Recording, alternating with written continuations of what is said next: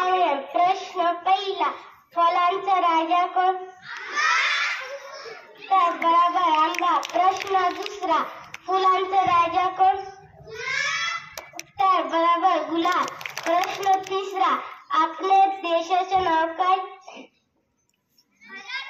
उत्तर बरोबर भारत. प्रश्न चौथा, आपल्या शाळेचे नाव काय? उत्तर बरोबर श्री स्वामी समर्थ. प्रश्न पाचवा, आपला तालुका कोणता? उत्तर बरोबर गंगापूर. आपला जिल्हा कोणता? उत्तर बरोबर छत्रपती शिवाजी. आजची बातमी संपली. धन्यवाद.